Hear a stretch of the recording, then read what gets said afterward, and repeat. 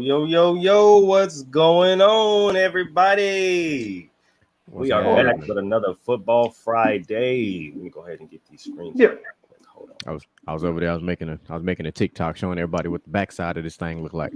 Hey, I feel it, man. I know, bro. They don't ever get to see us on the. They just see us on the front screen. They don't see what we got going on around us. So they always miss out on all Exactly. that. Exactly. Well, guess who's Bizak? You know who it is.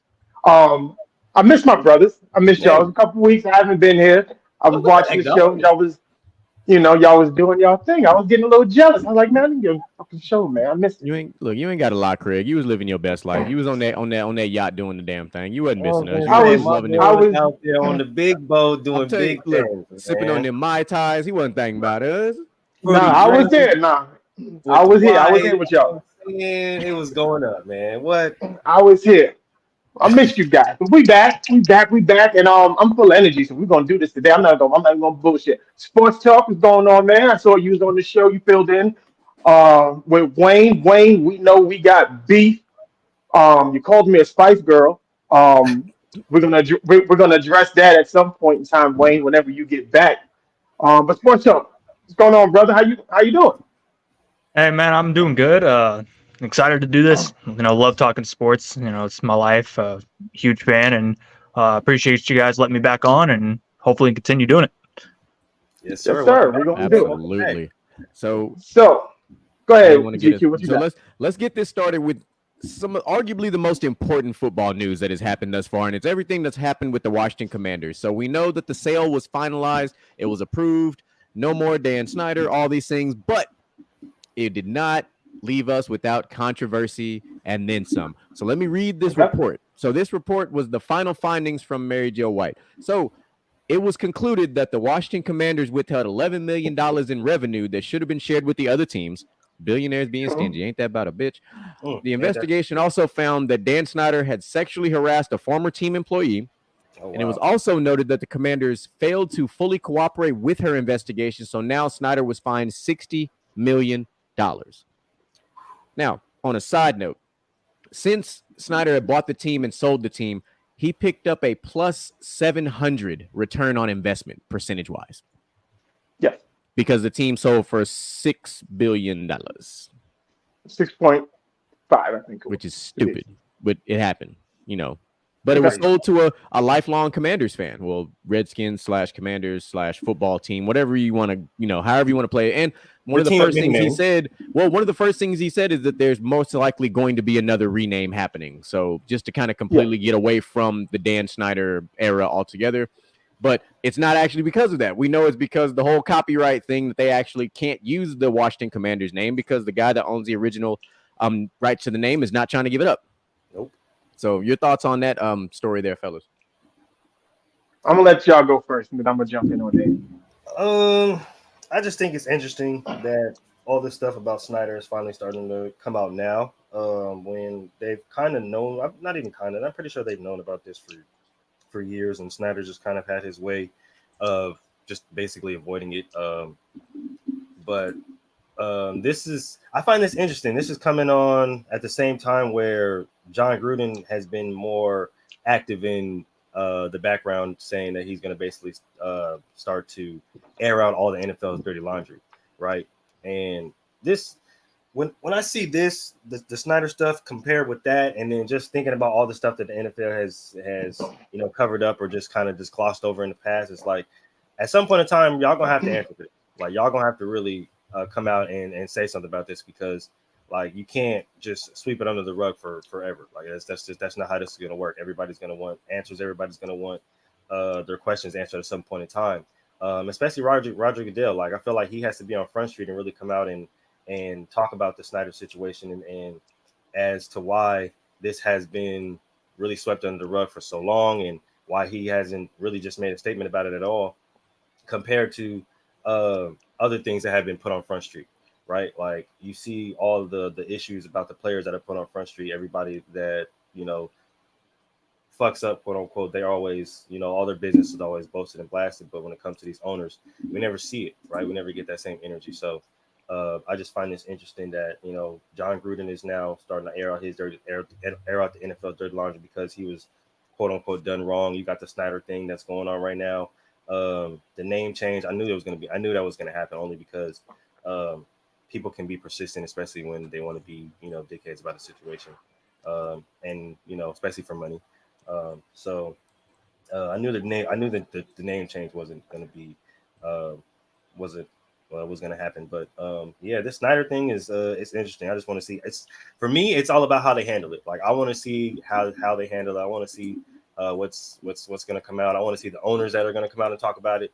Right? Like how many of you guys are aware of these situations, right? Because it's a good old boys club. They're all together. They all get together and talk about stuff. Like I said, it's just going to see. What you guys must talk before I go crazy? When it comes to this, I mean, we knew for years how bad this ownership team was with Dan Snyder and whoever else, runs that team, with how bad the stadium is, how bad the team's been historically. I mean, he got it 24 years ago. He was the youngest owner. He had a lot of upside to it. Like at the time, it looked like a great thing. And I mean, we know about the stadium, how it literally shits on people, like literally. And things like that. I mean, the field's awful. The players are mistreated. They never can pull in big market free agents. So that tells you a lot, right? When you can never pull in a big market free agent, like literally the Tennessee Titans just got DeAndre Hopkins. Can someone name me the last time the Commanders got a big market free agent? What? Redskins, anything like that. Can anyone name me one? Right. So that tells you a lot about the ownership and how people have known about it for years. It's been very clear. And then when it comes to the selling, I heard Magic Johnson was a part of it. Is that true? I think it's like a committee. Magic Johnson's a part of it, which is awesome because, I mean, we saw what he did with the Dodgers. So, as far as that goes, I think the Commanders are looking at least a little bit better now. I don't like Ron Rivera as the coach, but with this whole thing, all these allegations, I'm not surprised, right? It's like opening Pandora's box. Once the one part of dirty laundry comes out, the whole damn thing's going to come out, right? And now that he's gone, he no longer has that protection around him of, oh, well, he's the owner. I mean, it doesn't matter, right? He doesn't have that to hold over anybody anymore. So I'm not surprised all these things are coming out. We've known he's a shitbag for years. I mean, if anyone's surprised that he's getting hit with all this now, you're it's not surprising, right? I mean, he's treated people horribly. So, I mean, I'm not surprised that anything of this nature is coming out. Now, how much of it is true? Again, I believe on innocent until proven guilty. People can just throw out allegations all they want to, right? I'm gonna get to it. So, if they can be proven true, it further, validates what we already think of this guy. But if there's no proof, then even if I don't like him, I'm not just going to sit here and say that he's guilty. But I mean, we know he's other than these specific circumstances, he hasn't been a good dude either. So that's all I got. Okay, my turn. Given I am the resident Commanders, Redskins person here, lived in the area 12 years. Part of the organization, family played for the organization. I got a little more information, a little more pushback when it comes to the situation than most. As far as Daniel Snyder being a bad guy, that's a joke. It's a joke. You may not like. See, it's always easy for people to look at things in hindsight and be like, that was a bad idea. But when the decision was being made, it was actually a good idea.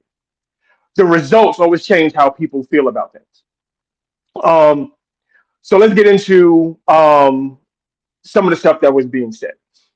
There was an allegation back in 2009 from a woman who was part of the organization, whatever. I just want to propose that this is what I want you guys done to. You're gonna play interaction with me.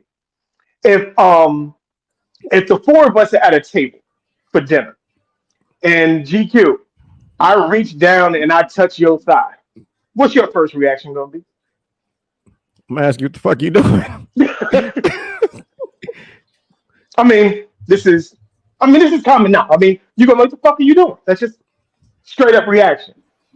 Okay? And if something like this did happen, and we were leaving this restaurant, would you then even follow me towards my car or anything else? No. Okay, I mean, but this is just one of the allegations that was put up against Daniel Snyder that was completely um, said to be false and not true by his investigation team and the lawyers and stuff like that. Um, whether, like I said, whether it's true or not, nobody knows. But that happened in 2009. You reached out And and if it touched my did car not, like that there, dinner, you better add another steak to that, boy. like, yeah, you're just not gonna touch my leg and not feed me. Y'all come on. You better add another steak to that. You getting handsy. You might want to See, get but that's handsy why I with that said deal. he's innocent until proven guilty. If it's Yeah. not true, but Go ahead that and get handsy. doesn't Get handsy negate the with that fact of steak. how bad he's just been as an owner, just as the No, I'm leadership gonna of that organization. right. I'm gonna get to that part right now. Now, as far as we're gonna talk about how bad he was as an owner. Owners make moves based upon what they feel their team needs. Whether you draft the right player or not doesn't get known until the player materializes. Correct? Like we can all say, "Oh, we should draft so and so in the first with the third overall pick. He should be a solid player." If that I think player doesn't turn out to be a solid There's kind player, of like a 50-50 to that. Even in the moment, it can look stupid, right? Like we saw the Raiders recently with John Gruden, like with all the picks that like his draft classes, literally he doesn't have any players from those draft classes there. Sorry, bro. I know you're No, Raiders keep fans going. still. No, keep going. Because I've That's been the saying thing. this for but I'm years. That's I've been the preaching thing this though, for is years. that Keep going. 'Cause this is what I've even been the saying for owner years. at that I point, love it's you. like yes, we can look at things in hindsight in 2020, but even when they drafted like what is it, Alex Leatherwood, it was Yes. like, what are you doing, right? Why? Like why? Like there can be moves in the moment that can look just as stupid. no. I didn't say it wasn't. I said that you can't compile everything 30 something years later and then say he was bad over everything that happened just because you're looking backwards. Because That's what I'm saying. when, That's what I'm saying is that in the moment, a lot of the moves he was still making was stupid. Like in the which moment, one? we knew. Which one? I'd have to go. Dude, I don't like Well, the Commanders, so I don't look back a lot. But there's a report already. There's a report already that came out that said Jay Gruden said that he literally would sign free agent players or draft players without even watching any tape. How is that a Daniel Snyder problem? They said Daniel Snyder did that. Like he would literally sign players and draft players without watching any tape. That's a lie. Because one, that coaching staff, I'm gonna tell you who was on that coaching staff, and I know you had Jay Gruden, Kyle Shanahan, Matt LaFleur.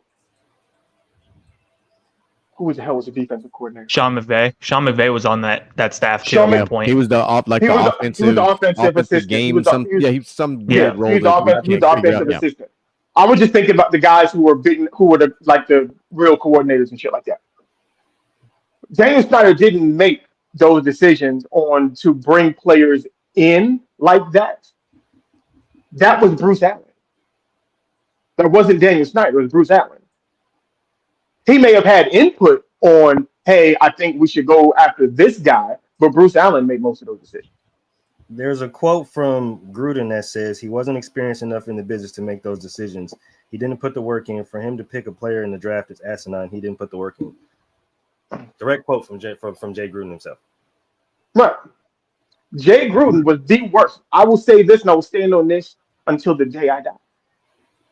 Jay Gruden was the worst head coach in Washington football history.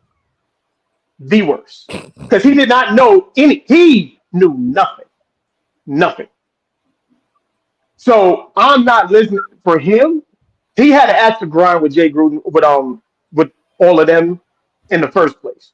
So I'm not gonna I'm not listening to. The same guy that didn't want RG3 on his roster, so they drafted Kirk Cousins and caused all that shit. Yes, that guy. But I mean, as far as players go, and we won't dive too deep into that. As far as players go, you can talk to former players, current players. Daniel Snyder is a great owner. I'm not gonna throw great. I'm not gonna do that because of how he does treat his players. No, this is coming firsthand. What he does for his players, ask Clinton Portis when he was going through what he was going through, how much Daniel Snyder helped him out.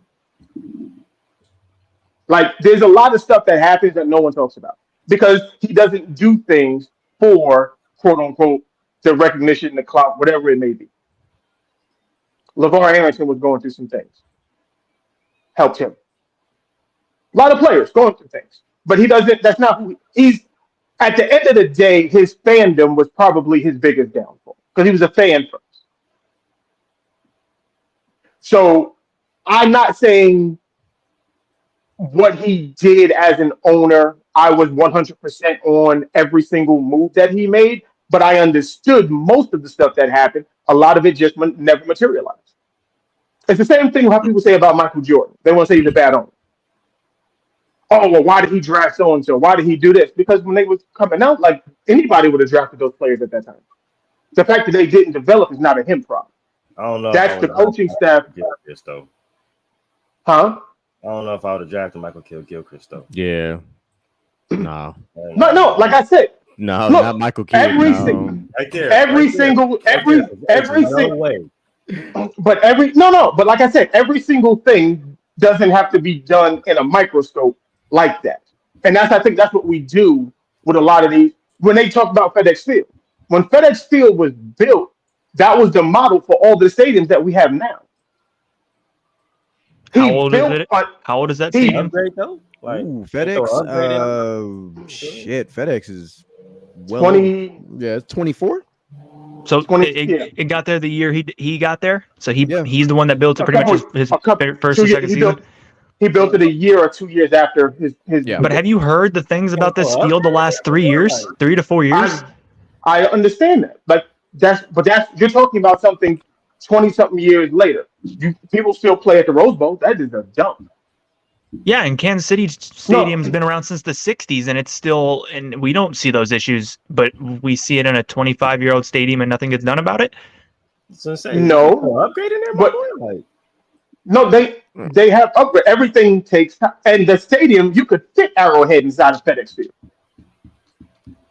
Yeah, but you'd much rather that's be at a- Arrowhead though. upgrading there, like It's still like, Yeah, no. like, I'm just saying you can't But I mean, upgrade. no, but no, if but I'm think sitting about, in the nosebleeds and I got nosebleeds going down my back, I'm gonna be upset, gang. I ain't even gonna lie to you, bro. But, Like, I mean, when we talk about like stadiums, like that I'll defend the stadium part of it because we know that also plays into the city itself too, and that's why a lot of teams end up relocating because it starts with the owner can want a new stadium all they want to, but there has to be an agreement with the city as well. There's more to it than just, I want to build a new as a Raider stadium. fan, Like, trust me, I know.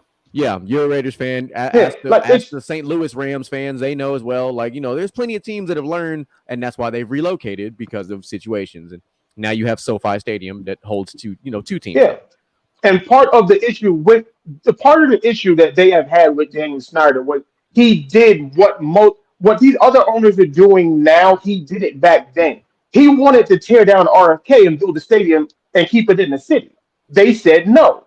So he moved it to East Rutherford. I mean, not East Rutherford. That's the that's the Al Giants. Davis, That's the Giants. recipe, if I'm not mistaken. He took it out of where is the damn stadium? Al Davis. He took it out of if I'm not DC. mistaken. He just took It's the in bitch out of Maryland. DC.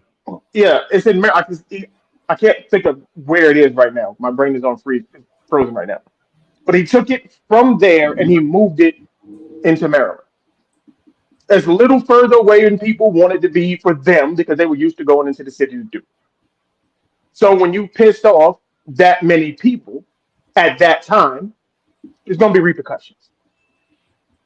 And this is what happens. And it's like I said, every owner makes mistakes. All of them. None of them are without fail. None of them are without fail. And then to go into, the NFL found out that he was hiding $11 million from the league that was supposed to share. Oh, Mel dropped out and got his GED. My bad. That was Daniel Snyder calling me, telling me to calm down. Listen. You signed that NDA. Can't talk about too much. No, I didn't sign the NDA. I'm gonna talk about it.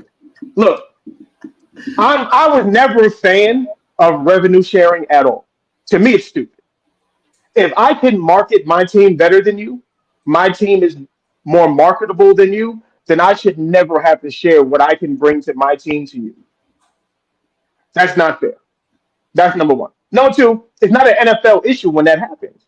Because like where I work, I'm a property manager here in Vegas it's like a mall, basically. I have 37 independent businesses, but I oversee all of them. But I don't know what's happening in each individual business. That's an individual business. So some of the businesses they have percentages that they have to pay towards their rent. It's based off whatever they tell us they made during that month. I don't know what they made that month. I don't get in their books. It's whatever they tell me. So should they have to count the tip jar that their employees are using? Maybe, maybe not. That's a choice that they have to make. This is what the NFL is dealing with these 32 NFL teams. They're independent businesses, and we don't know what's on their books unless they show us what's on their books. And I don't believe that the Dallas Cowboys, who is the NFL's most popular team, should have to do a revenue split with the Jacksonville Jaguars. It's stupid. I don't disagree. I mean, I think it's weird, but too many semantics for me. Biggest thing that we look at is there's a lot of history with that organization, and we're talking about prior to Dan Snyder being there. This is a very successful competitive franchise, and when he came into the fold, they hadn't sniffed an NFC championship like ever. No. Say that again? What? No, they won in 91. They won in 91. I thought he took over after 91. Since Daniel Snyder. No, Daniel Snyder took over in 99. They've had 2 years of double-digit wins since Daniel Snyder has taken over. Like, since he took over, they haven't sniffed an NFC championship. Yeah, that's what I thought. Oh, I thought you said before. I was like, no, they definitely did. They got Super Bowls before Dan Snyder got. Like, we're not gonna forget, Doug Williams and all this other history that goes in. Like, there's a lot of history, but it's all predates. When Mr. Snyder took over. Like, and it's not to knock the person. He's still far away from like the worst owner we've ever just heard about. Hell, there's an NBA owner that was considerably worse than him. That's why he didn't own a team anymore. That motherfucker was on a whole nother level. So there's worse people out there. Like, he wasn't an overall, like, if you put a grade on him overall, he's still not bad. There are other owners who have probably done worse shit that just won't come out for another 30, 40 years. Right. And that's my biggest issue. We're doing that recency bias thing because he's the freshest owner that's been kicked out. Like that's why, because no one else has been kicked out yet. And that's why I said the Pandora's box is open. You got to expect these things to happen, right? He's 100%. No longer the owner. Either that kind of protection thing is no longer around him. So these things are going to come out. And that's why I said innocent until proven guilty, because a lot of these are probably going to be false. There's probably going to be more. I mean, let's not lie. There's probably going to be more. Like you said, the whole, barely touching the thigh thing, all of a sudden that's blown up and out of proportion. Somehow that turns into like something, like a felony, some crazy things, right? I'm not going to use the specific words because I don't know if it can get us banned or whatever. However, you get the point from that, right? Like you got to expect these things when these high valued people leave their positions. Like it's going to happen. Right. And somebody the thing about it is, it's all based on whether you like the person or you don't like the person. There was a lot of in-house stuff that no one, like, we mentioned, he was the youngest and majority owner. Like, I think he bought the team himself. There was no group that he was a part of when he bought it. It was just him. Yeah. And he was like 35, I think he was. I think, he was either 35 or he was 30 or just turned 36. One of the two. It was in that general time frame. So you got to think, a 35, 36-year-old, 30-year-old man comes in and buys the NFL franchise, and a franchise with the history of the Washington Redskins, Commanders, whatever you want to call it. That comes with a lot of heat. And let's just say he was, at that point in time, he was a bit arrogant. And that rubbed people the wrong way. So this has been a long time coming. Like, if it comes, like, think how easily the Jerry Jones stuff gets swept under the rug and no one talks about it again. Yeah, because everybody loves Jerry Jones. Who loves Jerry Jones? I don't know who loves Jerry Jones. I don't get the whole love around dude. Jerry Jones is Jerry Jones. Jerry Jones is everybody's dad, pretty much. But that comes back. That also comes back to bite him at the same time. Like, there's a lot that I don't know. That MFer is the biggest liar. See, don't get me. And this is the reason why I said it, right? No, this is why I said what I said, because, like, you got all of these players information, all of this stuff, all of they dirty laundry on Front Street, and then when you hear about an owner, everybody make a big rah-rah about it, and then the shit go away, right? Like you hear all this stuff about Jerry Jones and all the stuff about his freaking sons and all the shit like that, and everybody make a big rah-rah and go away. All the stuff about Daniel Snyder and all that stuff, everybody make a big rah-rah and go the fuck away. Hell no, put these motherfuckers on Front Street, dog. I'm tired of most of these shit just going the fuck under the rug, and then we don't just talk about the shit no more, and then the fucking player do some fucking normal fucking people shit, normal people, and then everybody want to put his name on Front Street, and now all his fucking name and family is namesake is fucking ruining shit. But the owner, just because he got so much goddamn money, they sit there and no, it's not about money. It's not about money. It's who you see. Oh, it's for sure about money. It's called billionaire plot armor. It's for surely about money, because if Jerry Jones can go to all these news stations and go to all these motherfucking articles and be like, yeah, print it if you want to, and they gonna look at him like, you know what? Yeah, no, it ain't even worth it. It ain't even worth it. Money talk, bro. It's more about money. If you can go to somebody and throw a mill at somebody and tell them not to do something, yeah, they gonna fuck around and do it or not do it. That shit. No, it just depends. It depends on who you are. That's all it is. Exactly. And most of the time, all the who you are's have money. That's the problem. And they have a lot more. They have a lot more money than the regular smuggler player, and that's the shit that I don't like.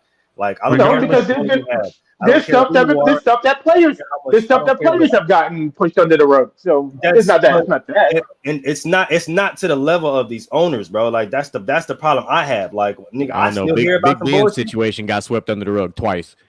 I still hear about some bullshit about like, and that's a marquee player at the time. Like yeah. This was young. I won my first Super Bowl, Big Ben, when all that shit went down. Definitely. Like, and I stay on Big Ben line all day, bro. But then you flip the script and look at what happened with Ray Lewis. Look how long it was in the news for. It was in the news for years. And then take a lesser player. Look at Ray Rice and Kareem Hunt situations. They blew that shit up. Look at the current situation with the receiver from the Minnesota Vikings, who just got caught driving 140 fucking miles in a 55. Like Jordan Addison. That is currently on Front Street. That is currently the most Front Street story. It is overtaking the whole Saquon Barkley, Josh Jacobs thing that we'll talk about here in a little bit. Like that's a low level guy. That's a new guy. But that's also because negativity sells. We see this in the media with everything. Why do we always see, whenever you turn on your local news, why is the first thing that comes up who died that day? That's always what's going to come up first. Why? Right? I mean, it's just because negative news is what sells. Positive news does not sell as much as negative news because it's controversial. So it's going to sell more. So it's not surprising that it gets pushed more. Yeah, we are messy as a society. Oh yeah, we're messy by design. But however, regardless, this was my point, right? This was my point around the whole thing, right? Like I don't care if Snyder is guilty, if he's innocent. I really don't give a fuck, because I don't like none of these fucking NFL owners, if I'm gonna be completely honest with you. But if this is going to, like Sports said, open the proverbial Pandora's box on all of these owners, then bet. That's where I'm at, right? Like Roger Goodell, I need you on Front Street. I need you to say something about this shit. I need all of these owners to come out and be like, oh shit, yeah, we either did or did not know about it. But this is the thing. This is the thing about the NFL, and I can't wait for it, honestly. Well, you got to understand how it works. Roger Goodell works for the owners. Yeah, that's true. That's what people forget. It's the same thing as the president. He's just a face with a voice. That's it. This brings me back to my statement. We assume that Roger Goodell has a lot of power, and he really doesn't, because his actual job is to serve the owners. But when shit hits the fan, he's the one that has to go on Front Street and speak and take all that shit, not the owners. Right. So he's just like the president. He's a face with a voice. It's his now. He does a lot of behind the scenes stuff that we don't talk about, when it comes to rules and all those stuff. But when it comes to just overall power, fam, that man is just a face with a voice. Yeah, there's a committee that has to vote on all of the things that happen. Like the owners get together, they have a vote, and they like, all right, cool, you can go talk about that, and the rest of that shit you leave it out, and we'll address that other stuff later. And not to mention they're unionized, because the players have a players union as well. So we're dealing with 32 independent businesses that also have a union that represents the players. Like there's so many layers to this that it's like Yeah. That's why. Somebody That's why call it's a press hard to. conference right now. Assemble the Avengers. Tell all the motherfuckers to meet at the Capitol, and we finna talk about this. How we finna take down Ultron or some shit. I don't fucking know. But get all these motherfuckers in one room and get to talk about some shit. That's all I want to see. All right, The goddamn day. let's go. All right, Yeah. let's go.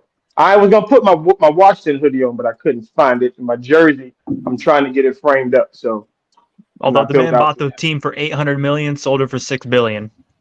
That's Great a come business up. move. Plus That's a 700%. business move. Plus 700 on the ROI. Yeah. So let's get into it now. And then- Boom or bust, fellas. Boom or bust. D-Hop, Titans, feelings. Bust. Why the Bust. fuck would you go to the Titans? See. Like, and it's not bust because of like it's. I've never seen a player literally do the exact same thing the guy he replaced did, because he followed Andre Johnson almost to a T. Why would Almost you to a go T. to the Titans? But yeah, like that's my thing. Like, and it's not. I wouldn't have cared. Like, I'm not saying, oh, you should have went to Kansas City. Not saying anything like that. But I am. It would make more sense. That's what I'm saying. I'm a Raider fan, But you I'm should have saying gone to a more compelling. But you should have at least gone to a competitive franchise. At the something. minimum. And the Titans ain't it. The Titans And- ain't it. GQ to I speak think on you that would've- point. Like I on that point, like not like to the swap idea from- of the Bills. Sorry, let's say the Bills were in the mix, the Chiefs were in the mix. Hell, the Chargers should have been in the fucking conversation. The Ravens, because the Chargers always have a top receiver that gets injured. Insert D-Hop into this conversation, and you give that game against Kansas City just a little bit more, intrigue, and it's a little bit more of a tougher game because right now we know Mike Williams, he loves to have his best games against the Chiefs. Insert DeAndre Hopkins into the mix, and now it's like, who do I deal with on a regular basis now? Because D-Hop can still go out there and get you for 9 catches for 120. Like, we're not gonna forget, like, this man can still do that. But why the Titans? Like, why the Titans? Money. And Well, that's my okay. question. Why the Titans? I boiled it down to two things. Two things. One, money.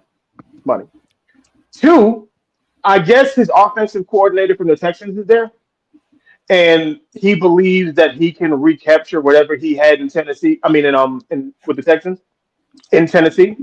But there's one thing he is totally missing. That guy called Deshaun Watson that was in Houston with you, he's not there. You got Mr. Strongman himself, Will Levis. Yeah. And Do we Malik remember Hopkins. before Deshaun Watson? Do we remember before Deshaun Watson the guys that were thrown to DeAndre Hopkins? Oh, Like, do we remember these bums? Like, there were some bums thrown to this dude. He was still dominating. But his best seasons were with Deshaun. Well, that's not surprising, but to say that he's not going to do well simply because he has a bad quarterback, it's not necessarily true. I think it's more of whether or not he's injured. It's the whole having a rookie quarterback. Like, right. Outside of Deshaun Watson, his most notable quarterback was Matt Schaub. Matt Schaub was not a bad quarterback. No, he wasn't. Like, he was, of all the non-Deshaun Watson quarterbacks, that was the best quarterback he had throwing the ball to him. Yeah. Like, I'm not going to, I don't understand. I don't see the thing with some NFL players. I don't understand. Especially somebody like him who's been in the league 9 years, like, you've been on bummy teams your entire career, bro. Don't you want to change in atmosphere, a change in culture? I would take less money to play with a team that is going to give me a chance to go deep into the playoffs. Exactly. He should be looking like even Odell left a bum ass Giants team eventually and went to, all right, look, I got to go somewhere and do something different. And he ended up, being a key part of, the Rams. He played in the Super Bowl and played a massive role until he, blew his knee out. But he looked unstoppable in the first half, and we forget Cooper Kupp was on the other side.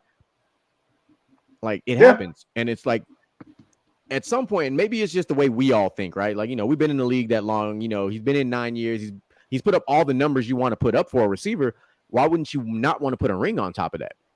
That's the ultimate goal. That's why you're there. Like, I'm not saying I'm not going to sign with the Chiefs for pennies. I'm not going to do that. Like, I still want to make a decent living. Like, I don't know what his career earnings are, and I don't know what he does with his money, so I have no idea what his financial situation looks like. So I won't speak too much on that. But I'm still not going to just sign with a team like the Chiefs and play for pennies. But we all agree that your value goes up with the Super Bowl, right? 100%. We've seen it every single year. Do a 1 year prove it contract, win a Super Bowl, and then you can sign that 2 year deal afterwards. That's crazy. Look, Juju Smith-Schuster did it. He wanted to go to the Chiefs. He got the same deal as Jacoby Myers. They got the same exact deal. But it was more money than his previous deal with the Chiefs, is what I'm getting at. Like, he signed a 1-year deal with the Chiefs, and then he ended up getting a slightly bigger deal after winning the Super Bowl. Like, it's that weird thing. They've said it since I was a football fan. People overpay for champions. Every single year, a team wins the Super Bowl, 15 to 20% of their roster is gone. Why? Because they get signed bigger contracts to include their coaching staff. Ask the Eagles. The Eagles just lost a quarter of their fucking coaching staff after a Super Bowl appearance. Not even a win, an appearance. Yep. And you lost both your coordinators to head coaching positions. Exactly.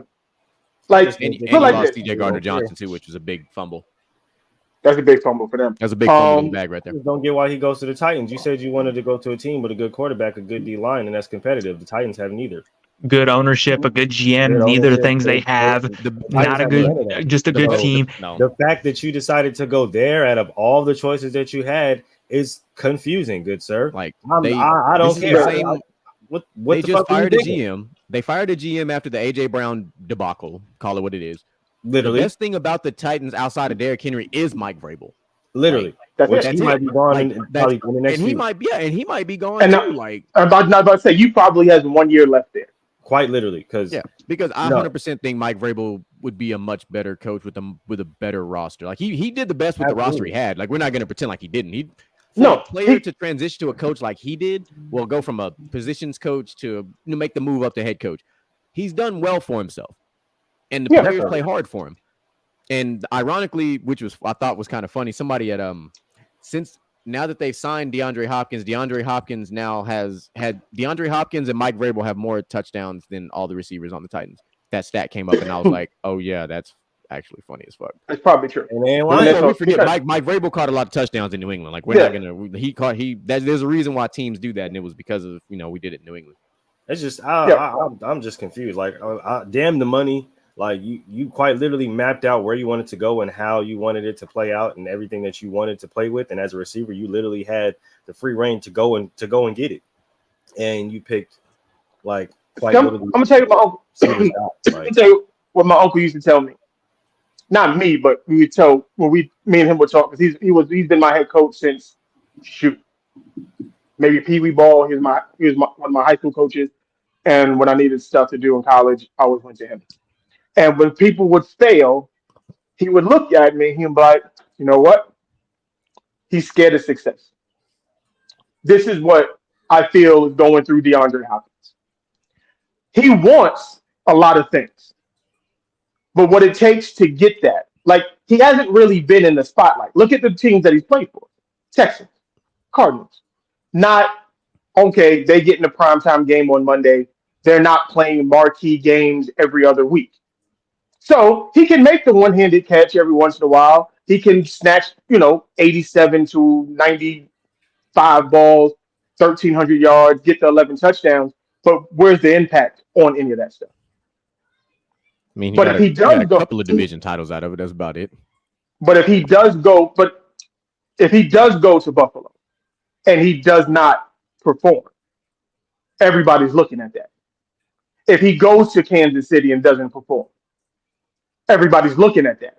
If he goes to Baltimore and everybody thinks he's going to be the missing piece to the Lamar Jackson Super Bowl run, and he doesn't get that, is he willing to take those slings and arrows?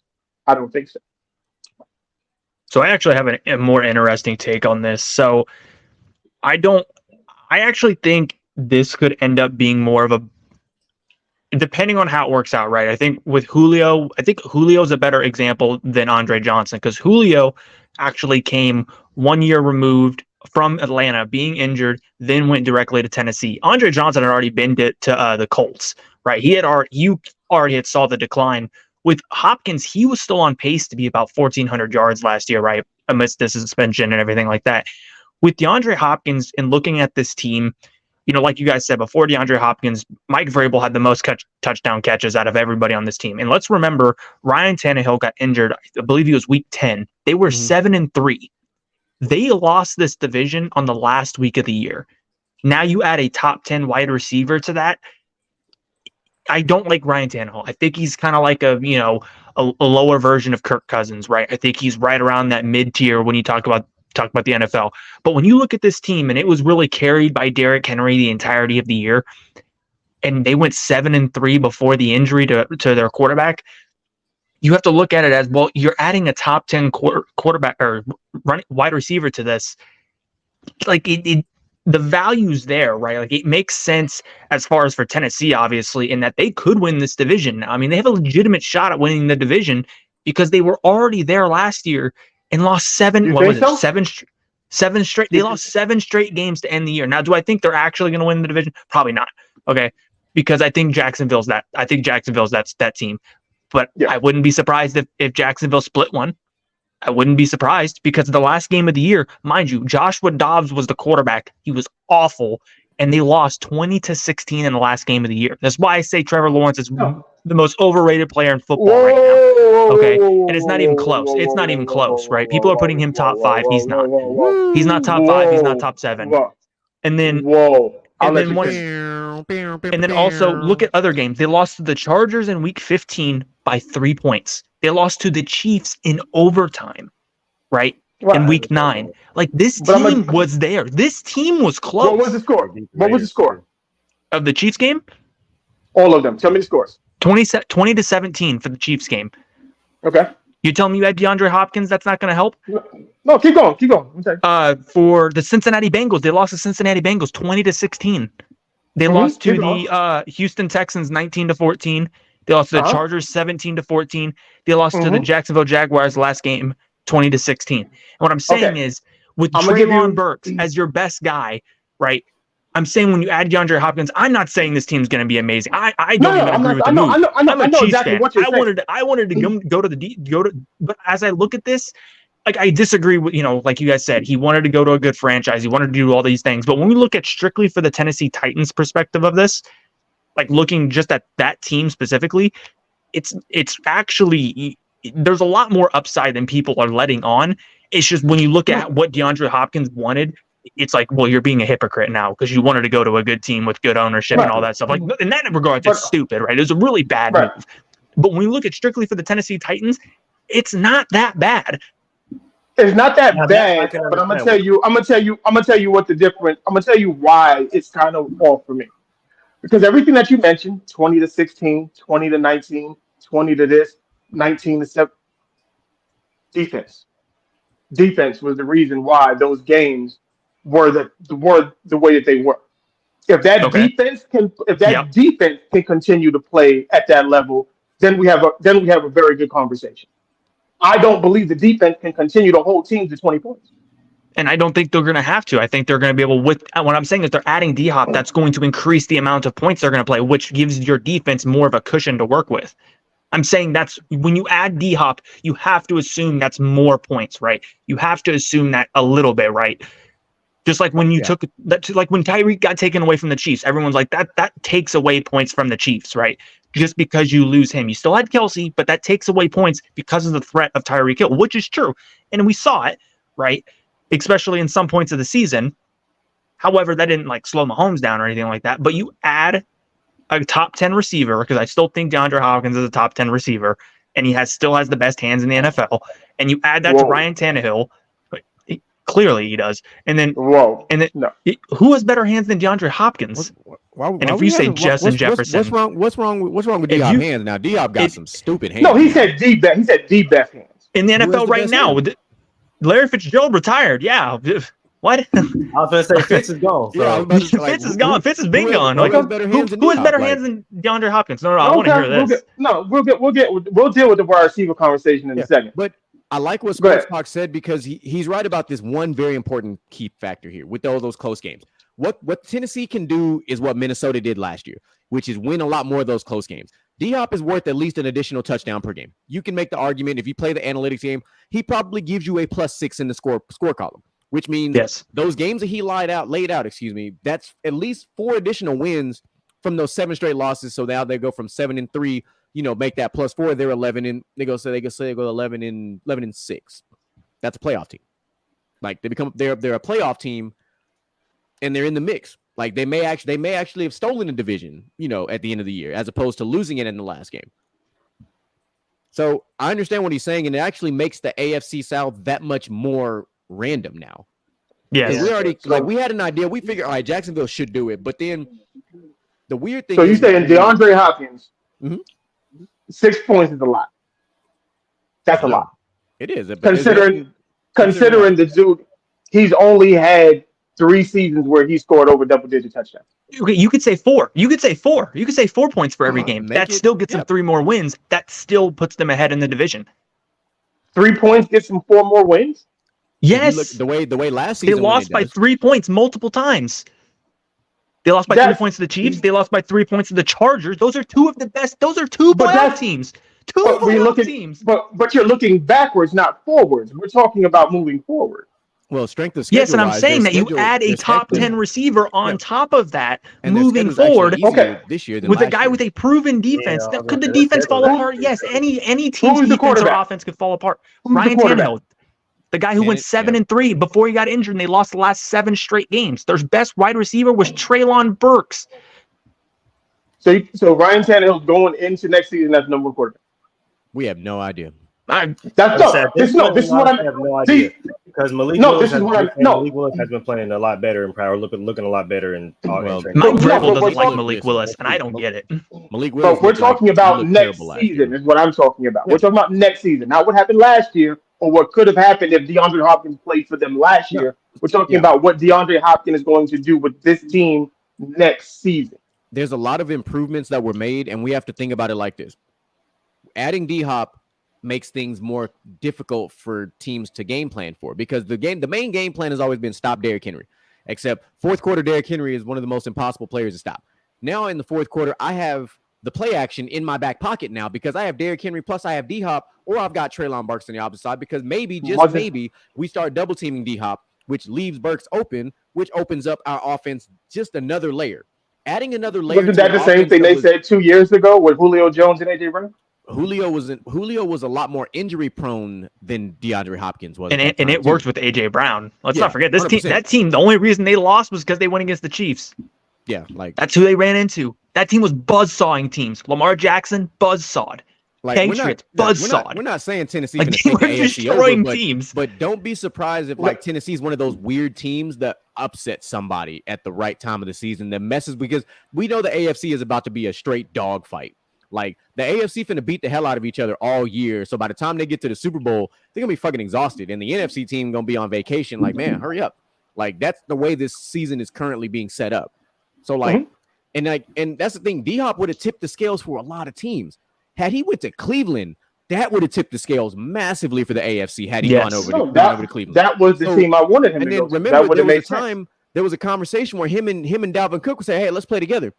If they would have went as a pair to any of those contending teams, had they gone to Buffalo together, come on now, let's be real. Like we're talking about but that's like I said, but that's not what we're talking about. We're talking about him in Tennessee. Yes, but you're not applying the same logic to where he would add value to other teams that he's not applying that same value to Tennessee. Because think of what you're talking about. If he goes to Buffalo, who's his quarterback? Josh Allen. And what we've already established, who has DeAndre Hopkins had throwing to him in his career? No, Cleveland. If he you can't even name some of these dudes that have thrown to him in his career. But my point, so who's he going to have a bigger impact if he went to those other teams or Tennessee, who we don't even know who the quarterback is? In Buffalo, he wouldn't even been the number one option. He didn't have to be. Would they have Stephon Diggs? Yeah, exactly. Yeah, it doesn't matter. Josh Allen's still the quarterback. Like, the point is, he went to a team with a way lesser supporting cast and quarterback. Yeah, I'm not denying that. I'm not denying that at all. What I'm saying is I'm looking at this from the optimistic viewpoint of this, right? Where a team that really is looking the same going into this year that was last year, and I get it. We're not going to expect the same exact replicated season from last year to now and all that. But that's all you can go off of, right? Like you can't just, if we can't use last year as some sort of an example for anything, then you can't use it for anybody. We can just assume the Chiefs are going to go 0-17. Like there's things that you have to take into account. I asked who is the quarterback. If you can't even say who the quarterback is, then last year you can't use as a measuring stick. Because you don't have a Ryan Tannehill. You are working with two virtually unknowns. The only good thing is he becomes a safety blanket for either of those guys. Exactly. No, a lot of throw it in his vicinity, he's going to come down with that ball. So a lot of quick outs, and bubble screen. I don't know if I What say we gonna quick outs. That's a dangerous route for a rookie quarterback. There's a lot of timing in that route. There's a lot of pick sixes that'll happen off a quick out now. Oh, they're gonna throw them bitches. Like, Off. Will Levis has been lifting enough weights. He can throw a football 100 miles an hour. I don't give a damn. It may not be accurate against a solid cover two. That inside corner gonna eat that quick out every time. And Will Levis needs to worry about getting reps over Malik Willis right now because right now and it's fine. Like, but I understand the optimistic view that sports talk's dropping, which is all we have to go off of, which is fine. Like, it's my job to go to the other side of that. And we're not saying that either of these quarterbacks, like these two rookie/sophomores, are going to be just absolute garbage because we don't know. We're not at camp every day. We don't actually see the progression of these guys until the preseason when we get like a small glimpse into what they've been putting in. All we can do is go off of reports and, like some of us do, maybe it's just me, who watches NFL Network most of his fucking day when all this shit starts. So I'm always trying to see what the fuck's going on. But we'll see. I'm gonna drop out and then I'll jump right back in. Okay. I think the Titans will be what we call a middle of the pack team. Like, I'll be real in the AFC, not in the NFL. I'm saying in the AFC, they'll be middle of the pack. Now, does that mean they're a playoff team? That remains to be seen. But they'll be middle of the pack in the AFC, which is fine for given their situation, how last year went versus now. So, let's talk about it when we get to their bye week and let's see how they look, and we'll make a new evaluation off of that. All right. This is where I needed Wayne and his goofy ass to talk about this. So we're going to, transition from the Titan receiver to the Titan running back and the running back situation that's going on with my man Josh Jacobs, Saquon Barkley, and how Derrick Henry feels like, they should just get rid of the position altogether. Hey, Derrick Henry, Christian McCaffrey, Najee Harris, Austin Eckler, they're all vocal right now. All these running backs are really, really and it's all the top guys. It ain't like these anybody. Like, these are the top of the top guys that are coming out. Like, these aren't just scrubs, these aren't bottom of the roster guys. These are the main guys coming out, and they're really vocal about it. So because it's stupid. It doesn't make sense. You gotta start paying attention. This is important, man. Like, you can't have, and I seen this the other day, and I was like, it really dawned on me. Like, as far as like yearly contracts go, kickers make more than running backs, bro. That's crazy. I had a conversation just no, it's not. No, it's not. That's not crazy. How many running backs? How many running backs are on the roster? Yeah, exactly. Thank you. That's the whole point. Yeah, exactly. The highest paid kicker gets paid like $8 million. The highest paid running back gets paid $15. But why does that running back have to fight for that 15? What do you mean have to fight for it? Why do they have to? I can bring up the case why both sides are correct. I got it right here. Like, you can put like this. The bigger issue with the disrespect to the running back position is it's almost, I don't want to blame mobile quarterbacks, but they're the reason why. The fact that your quarterback is a bigger part of the offense now is why running backs get devalued so much. Is that the emergence of, this is post Michael Vick, of the mobile quarterback. And it went from being, that's the sprinkle on the cupcake, to where they were trying to make that the substance to make the cupcake, when it was just supposed to be a part of your offense, not your offense. And see, that's the thing. I'm of the mindset that I don't give a damn how much my quarterback can run or how good my quarterback can run. You can't do what my fucking running back can do. Period. Like, your quarterback can't run the ball 25 times a game over 16 games. At the end of the day, bro, like, tell that to the Chicago Bears. I'm paying my running back. Tell that to the Chicago Bears. 25 carries a game, big dog. I'm not paying my running back to sit up there and do all the fancy swing shit and line up in the slot. No, I drafted a running back, which means I'm going to give you the ball in your stomach and we're going to run through this goddamn line. That's what I'm paying you for. I'm not paying. I don't care if the quarterback can run like Lamar Jackson and cut like Mike Vick. I don't give a damn. That's not going to affect me and my mindset on how I'm going to pay my running back because you have your specific job set, and that's what I need you for right now. So that makes sense, but that makes sense, but that's not how that works. Exactly. That's not point. Why? That's not how they see it. Because I can tell you why. I can tell you why. What's the main goal of the NFL? Scoring points right now. Nope. What's the main goal? What do you want to hold up? Oh, Super Bowl. You want to win the Super Bowl. What position, when they are the top, does not win Super Bowls? Running backs, period. Why? In the last 10 years, name me the best running back out of all the running backs for every team. Name me the top running back that's won in the last 10 years. It's Marshawn Lynch. Every other year, you can look at every team that's played in the Super Bowl. You know when's the last 1,000-yard rusher to play in the Super Bowl, to win the Super Bowl? LeGarrette Blount. That's the last 1,000-yard rusher to win the Super Bowl. You know who's the last first-team All-Pro running back to win the Super Bowl? Marshall Faulk. You know when's the last MVP running back to win the Super Bowl? If it's not Marshall Faulk, it's like It might have been Marshall Faulk. It still should be Marshall Faulk. Yeah. And then like before that, it would be like it'd be like Emmitt Smith, right? So what I'm saying is in the last 25 years, we have a big sample size. In the last 25 years, the top running backs, they win you games, they don't win you Super Bowls. No. Okay, this is a weird conversation because no one position wins you a Super Bowl. 100%. Because the Ravens won a Super Bowl in 2000 with the bottom tier quarterback. Year by year, and we can name the running backs for every single one of these teams that are on both sides of the Super Bowl. They are not top tier running backs. But we can say the same thing about receivers. We can do this. No, you can't. Yeah, you can. No, you can't. No, you can't. Nope. When the Patriots were winning Super Bowls, how many people knew the receiving core for the Patriots in the 2000s up until we got Randy Moss on the roster? Outside of me being the actual Patriots fan, most people didn't know who those guys, didn't know who Troy Brown was. These guys didn't know who Deion Branch was. They didn't know who these players were, but we won Super Bowls. When the Chiefs won the Super Bowl, you think Tyreek Hill was a top 5 wide receiver?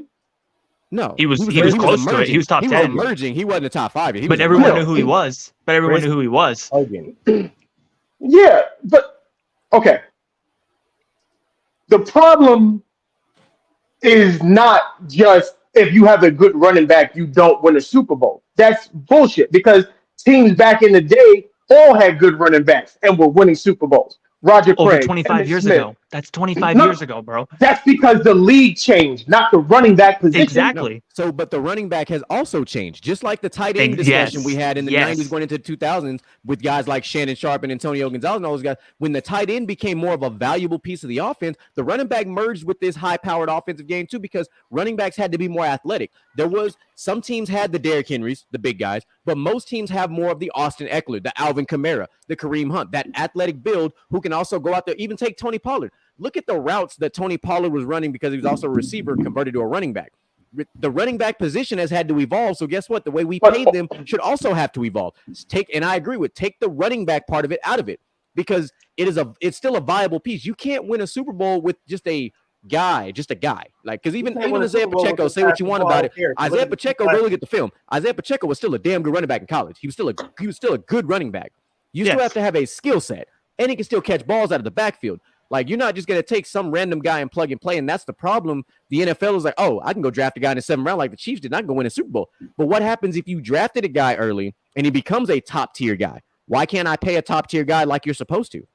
Why can't you pay a top? Like, I'm not telling you I'm paying more than the quarterback, but if I have one of those guys, a Christian McCaffrey, a Saquon Barkley, a Josh Jacobs, a Nick Chubb, why should the elite guys should be paid? And the problem is some of these elite guys, I think Saquon should get paid. Now, I'm not saying he should get paid more than those other guys, but he still should get Carlton Banks. What's up? And here's the thing with the running back position, it's the most replaceable position in the league. So that's why there's so many teams. There's so many teams that are winning with subpar running backs that are winning the Super Bowl in the last 10. Like the entire Patriots dynasty. Practically. The Chiefs. Yeah, the Chiefs have never had a good running back. We Philadelphia this year. Antoine Smith was a subpar running back. No, what I'm saying is for the entirety Kevin Falk. Yeah, you want to go over the last 25 years? We can go over the winners of the last 25 years. We can go over who's the top 10 running backs. He wasn't a big name coming into his draft, but he made his career that way.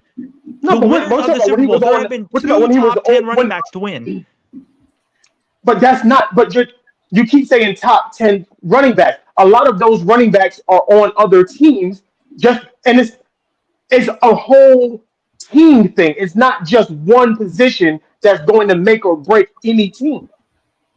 The Packers have had quote unquote a top 5 quarterback these last however What, long. let's say 25 years. What has that gotten them? Nothing. It's got him a couple Super Bowls, but But basically nothing. So it's not just the one position. It's an acute. It has to be a part of a whole, a part of a collective. Like Derrick Henry can do all but what Derrick Henry can do, but he can't carry the Tennessee Titans all the way to a Super Bowl by himself. No different than a quarterback can't drag a team to the Super Bowl by himself. But for some reason, it's easier for the Giants to look at Daniel Jones and be like, nah, we need to go forward with him than the dude who just ran fucking nuts all season long. And that's because they feel that the running backs are more replaceable. I'm telling you, that's what it is. Who they can you signed replace James Robinson Saquon today, Barkley with? James Robinson, like they did today, because that's who they signed. Right. But Now, does anybody here think that James Robinson No, but I think if they don't pay Saquon Barkley, they go out and get a couple good wide receivers or trade for a wide receiver with a higher cap that's a better wide receiver, and that improves Daniel Jones. That's more important to the team. They had a receiver last year, and they traded him to the Chiefs. Correct. Emmanuel Acho, he actually had the perfect take for me for this, and I wish I could just play the video up here. He had the perfect take on this. Is both sides are correct. Running backs deserve to get paid more than what they are because they are such, a crash course, position where they do take the beatings and they are just kind of just thrown to the side after they're good for a few years, right? But we also see for like the team's sake, when teams are not winning Super Bowls with top tier running backs, they're able to play with lesser paid guys, and that's been the formula to win for over 20 years now. Besides for like we said, about one or two strange cases. That's just going to show that, it's not nearly as important, right? So when you have guys that are 7th round, like Clyde Edwards-Helaire, 1st round pick for the Chiefs, but then a 7th round pick, Isaiah Pacheco, came in and helps lead the team to the Super Bowl. And I think also Ezekiel Elliott is kind of what put the last nail in the coffin for this. Not gonna lie, Right. I think that was Le'Veon Bell. There was a slimmer of hope left, and then Ezekiel Elliott's the one that nailed in the coffin because they lost Amari Cooper, they lost defensive players because of the cap hit that they had from him, and they also made some other bad deals, right? But since they had so much value locked up in the running back position that they could have just replaced with Tony Pollard, who was making nothing. Now you've inhibited your team. You lose Amari Cooper. You lose Byron Jones. You lose these other guys because you're locking up so much money into a replaceable think about what you position. just said. You talking about a dude that made $12 million in Ezekiel Elliott. When the cap was smaller, yes. $12 million. Yeah, same as inflation, but yes. That's a damn good deal right now. If it was making 12, not for him, but just that's for my running thing, though. backs in general. 5 years ago, that was we different. have to think about how the cap is set up. But yes, exactly. Something that Mulid said that the more I read into it, it's just kind of how they should do it. Running backs that get drafted should have shorter contracts. I said this they should absolutely 2 weeks have ago. the opportunity. And this is where I hate. This is the one thing about the NFL, and as far as the negotiation part of it, I hate the idea of the franchise tag, because with the franchise tag, I can lock up a guy like Isaiah Pacheco for 8 years. You know who did that? You know who put that there? No, the player. The NFLPA. Yeah, they didn't fight hard enough for it. Yeah, they put that in there because if the NFL had similar contracts to kind of like the NBA as far as the team/player option, not the rest of it, just that one particular part of it, then. But the players wanted that. The players voted for that. The players voted that in, and it's screwing them over now. Yes, they're realizing not a good move. I ain't even gonna lie to you. The running back tag continues to drop. The running back. What should happen if you're gonna tell me this? If I'm a player and I'm in the PA, if I'm a running back, the next player negotiation, this is what I'm gonna say. I said, look, if y'all are telling me that my position has a certain shelf life, that's fine. I'm not gonna argue with you on that. But moving forward, when these young running backs come out and they get drafted, they all sign 2-year contracts. All of them. Right out the gate. And then allow them in the peak of their powers to go get their money You gonna get pizza? for their production. All right, go get Because okay. it All right. sucks that a guy like, let's say Bijan Robinson goes out Pizza. right now, and Bijan Robinson runs for 1,600 yards, catches for another 700, 800 yards, and combines for like 21 touchdowns.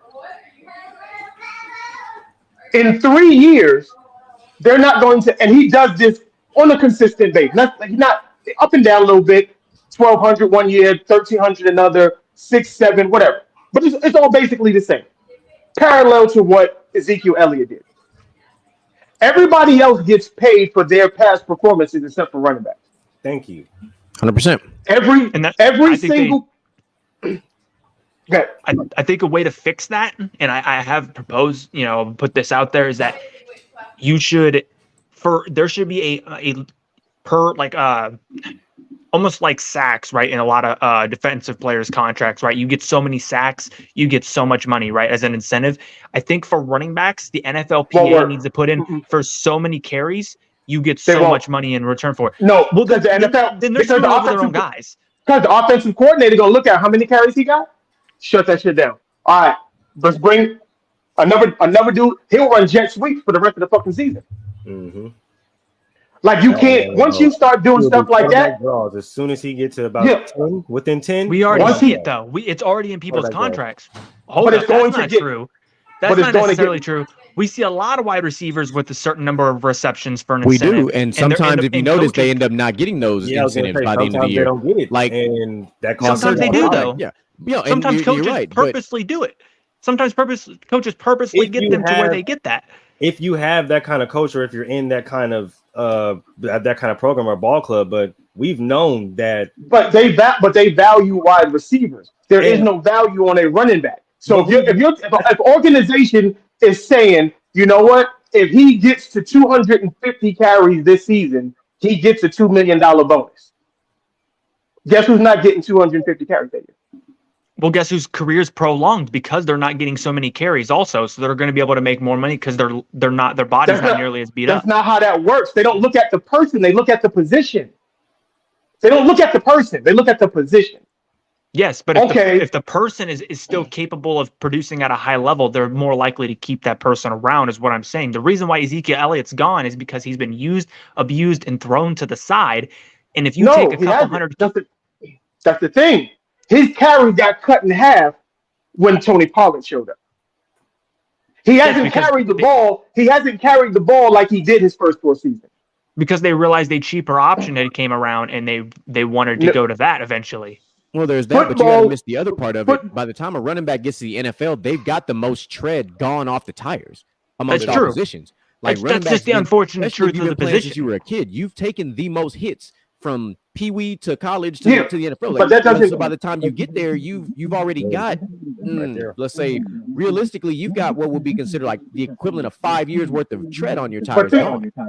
But this is the one thing I have to. When I talk about this is the running back position is kind of unique than most of the other positions because it's a rhythm position.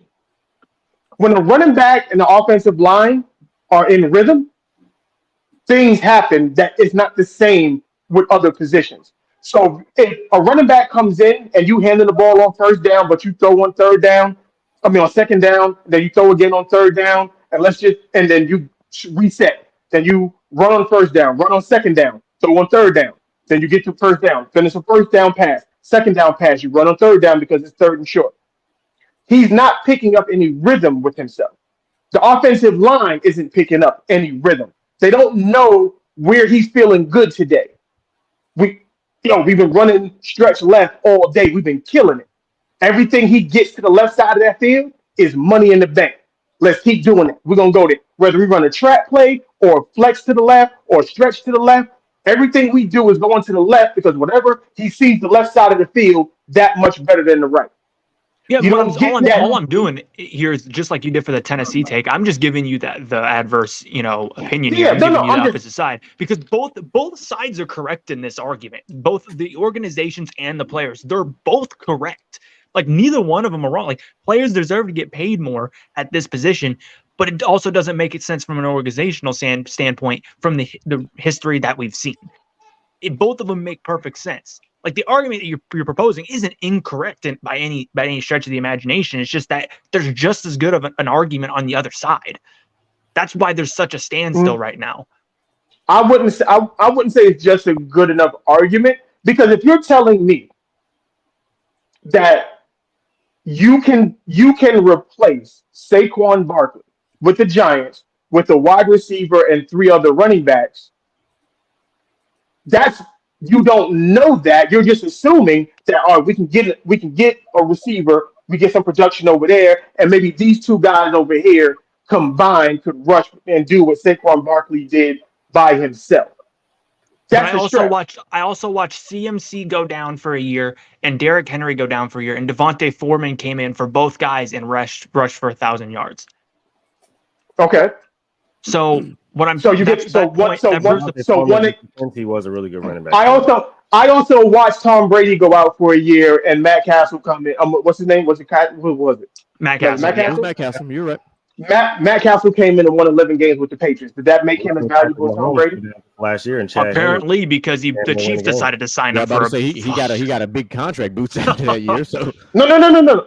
But if that's the case, then why didn't Devontae Freeman get a big contract then? Because running backs are so replaceable. I just showed you that a quarterback is replaceable too. We know quarterback's not replaceable like that. We know. So neither Nick Foles. We knew Nick Foles was not a generational guy when he took Philly to the promised land. Running back is not an easy feat. No, but if you have just a guy, that's one thing. But we're talking just those upper echelon guys. You're not just finna, but that's my point. Like you can't. There is no elite player that's irreplaceable. You cannot replace a Stephon Diggs, a Jettas, a Jamar Chase, a Cooper Kupp, a Tom Brady, a Patrick Mahomes. You don't replace those with just dudes. The same way you don't replace King Henry and a Nick Chubb and a Josh Jacobs. You don't replace them with just regular dudes. That doesn't work. I think it's easier too, though. I think it really is easier. The Chiefs lost Kareem Hunt. The Chiefs lost Kareem Hunt, who was a top 5. Honestly, at that point, he was a top 3 running back, and we lost Kareem Hunt. And once we lost Kareem Hunt, I mean, we replaced him with really just a plethora of random people. I mean, now obviously everyone knows Isaiah Pacheco, but a lot of people didn't know our running backs before. But we still won Super Bowl and went to multiple Super Bowl. No, but the offense changed. Y'all never had a 1,400-yard rusher. Never since Kareem Hunt left. No one had played before. The offense changed. It's not that, we just kept. No, you just changed the offense. Tyreek Hill became a bigger part of the offense. We didn't need an elite running back. It's not. No, it's you changed your offense. It's not that you didn't need it. You changed it. You relied more on your quarterback. Every team does not have a Patrick Mahomes. Every team does not have a Aaron Rodgers. Aaron Jones is in the backfield for the Packers, and no one thinks about him. And he is a top 5 running back. 5? I'm not arguing. What do you mean? Yeah, Aaron Jones? Why would you not think Aaron? I mean, Aaron Jones is doing it. He's exactly that running back we're talking about, who can run between the tackles and he can go catch passes. Like it's hard. I get if you have an elite quarterback and you want to lean that way, I'm not going to tell you no. I'm not going to say that. But if you have an elite runner, you can't replace Derrick Henry with just anybody. You can't replace CMC and the Dalvin Cook. Well, he's a little older now, but the Josh Jacobs. You just can't just say, nah, we're just gonna get a whole nother dude to do what he did. It don't work that way. They don't have to do exactly what he did, but they can still fulfill the role. And teams that have made the Super Bowl prove that. Not even won the Super Bowl. Teams that have made the Super Bowl have proven that. That you can change your offense. Like you said, you can change your offense, and the running back position is not nearly as valuable because you can just change your offense to where you don't need it. And you're saying you don't need a Mahomes. You're right. Matt Stafford did it. Matthew Stafford is an elite quarterback.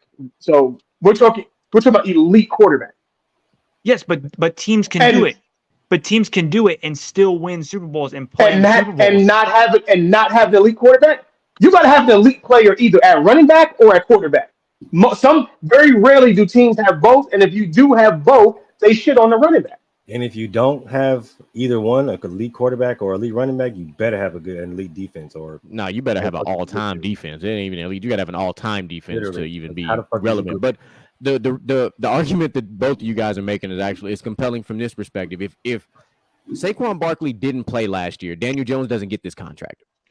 Daniel Jones is probably not even playing for the Giants right now. No, Because I Yeah, for guarantee sure. you, without Saquon Barkley, we're not even having this discussion about Daniel Jones. Daniel Jones damn near might be out the league. Or a And that's the backup argument. It's like that's because why. without But what that's Saquon why. did, because Saquon was the offense, and this is where that conversation of the elite guys. Without Saquon, that team doesn't sneak into the playoffs like they did. What was and the beat stat that they Minnesota put up? Vikings like they did. Like That Saquon Barkley had the 5th highest percentage of an offense last Yeah. year. He's a fucking running back, and you're looking at him, telling him he's replaceable. He was 27% of your offense. that's like replacing a guy like Devontae Adams, who was like 24% target share for your team. Like that's a lot of targets you're talking about. And but you got the wide receiver position's a lot more valuable. That's what I'm saying. Is wide receiver the fact positions that a running far more back valuable. had that type of a percentage. But of your offense is crazy. for the Giants, that's not true because he was the highest out of all the players in the NFL. He had the 5th highest percentage of their offensive usage rate, which means he's the most important player on that team. And the Giants don't have a receiver. They have a bunch of guys. They have a whole bunch of random. So for the Giants, that running back position is the most valuable because of the person who's filling it, which is I agree Saquon that Barkley. they should pay Saquon. I agree with that. But at the same time, I'm saying like over time, history proves, man, the history proves that you don't need elite running back. That's what the history proves, bro. You don't need That's one, what but it that's what it happens if you- shows. but what We happens can if you deny have it all one? we want, but history shows you do not need an elite running back to win it all. No, history will tell me that the league went away from the running backs the same way that the NBA went away from centers because teams were built on centers. Championships were won on the backs of centers, but then the league changed. The Just like same Super thing with Bowls were running also- backs. They were run by one. They were on the backs of running backs. Like Yep. we ain't gonna talk like that Cowboys team. That was So Emmitt Smith. And we you're knew proving that. you're proving my point though. You're proving my point. No, you I'm just not, proved my no, point by what you said. You literally just explained it. no, I'm not proving. No, what I'm telling you is the running back position did not get devalued. They devalued it. You are saying that because they get hurt and they get this, running backs always got hurt. That ain't changed. That whole, this running back, there's always been running back by committee. This is not nothing new. There's always been 2 running back system or 3 running back system, all the way back to the 80s and the 90s. This is the thing that has changed is the value placed on the quarterbacks because now they view the quarterback as the most dynamic position in all of sports. So now that guy is the face of the team. There was never like as big as Joe Montana was, everybody understood that offense goes as Roger Craig and Jerry Rice go. Ricky Waters and T.O. and Jerry Rice. Like all of those things worked in concert. Now it's just, well, we're just going to throw it out. 4 or 5 wides, let's do it. The running back position is still rule changes. We can get into the rule changes and all the stuff that makes it work. But that's the thing is that and that's the thing. What's different with the NBA? We're seeing the NBA transition back to centers almost, right? We've seen the last 5 MVPs won by big men. Jokic twice, Embiid once, and Giannis twice. I count Giannis as like a power forward. He's 6'11". You get the point. Their game, but in the NFL, you haven't seen the like the running backs make a return, right?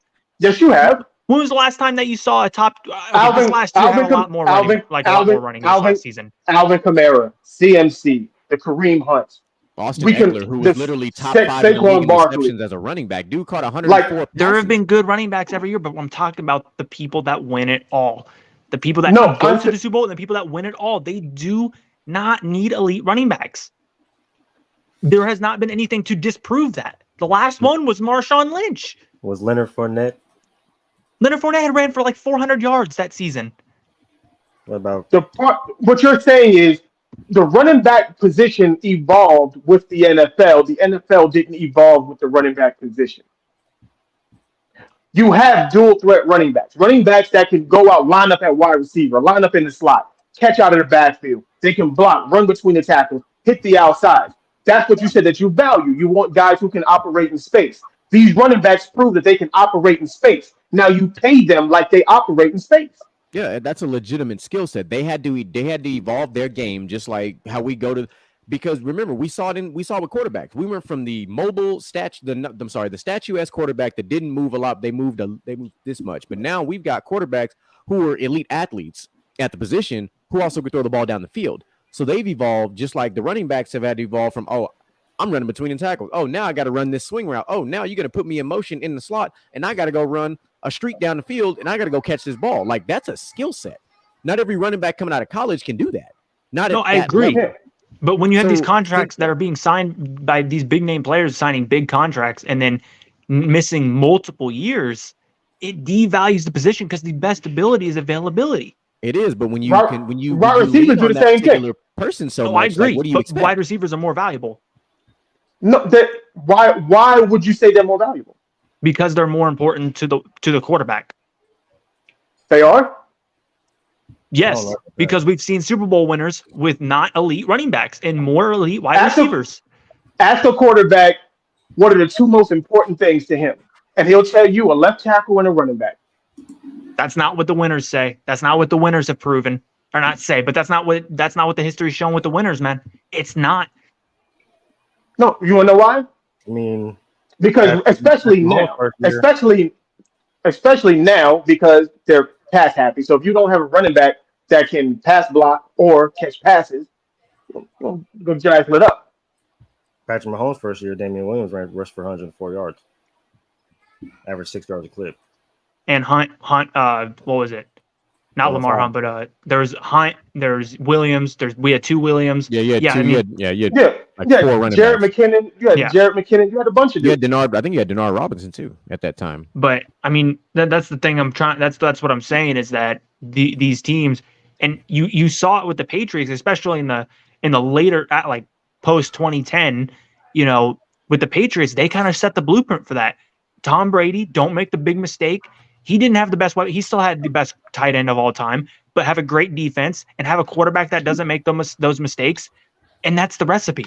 That's the recipe. How many teams have that though?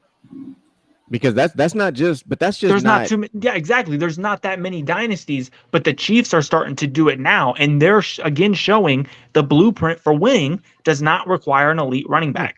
It's not even a dynasty thing. That's just the Patriots have always been a very structured organization. The Giants are not a structured organization. They don't have continuity at the quarterback position. They just have a guy. They have not truly replaced Eli Manning. Say what you want about Eli Manning, but Eli Manning was a better quarterback than Daniel Jones is. Like Daniel Jones is more 100%. Athletic. He's more athletic. 100%. I'll give him that. But both Mannings, Eli and Peyton, are both slow as shit when it comes to running. But Eli can sling the ball 100%. But just last year alone, the Giants traded away a receiver that was a key part of your Super Bowl win last year with the Chiefs. Like, you traded Kadarius Toney when he was a young guy who was injured. You didn't give him a fully chance to develop in an offense designed around Brian Daboll, who loves to throw the ball around to playmakers like that. But you didn't. You traded him away. Then they traded away Evan Ingram. So you took all that away from this quarterback, and all he had left was Saquon.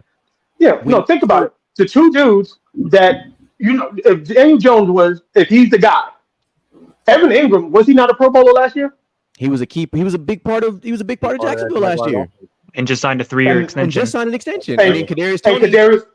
He had the first punt return. He almost had the first punt return in the Super Bowl. Like, he was 4 yards away. Like, what happens if Daniel Jones has both of those guys last year and they're healthy? Like, if he's that guy, those two guys don't end up on different teams. That's look. Kenny Golladay. I don't know what happened to Kenny Golladay. I still don't know what happened to Kenny Golladay. He disappeared. But all I know is Kenny. Look at all of the weapons that are around the Daniel Jones. He had Odell Beckham for a little bit. He can't make none of it work. Him, and I'm not saying this is just him. This is a him thing. This is why the Giants, in my opinion, all of your resources and your time and your effort should have been going into Saquon Barkley. And then you replace that guy. You replace Daniel Jones. I think this is a situation replacing the quarterback would have been smarter than replacing the running back because Daniel Jones he's not your franchise quarterback. He's not the answer. He's not. No, I agree. And what my big pushback with all of this is kind of like I like all the points that the sports talk made. Yes, of course, we've seen teams be successful without top tier guys. The question I will continue to have is what happens if you have that top tier guy?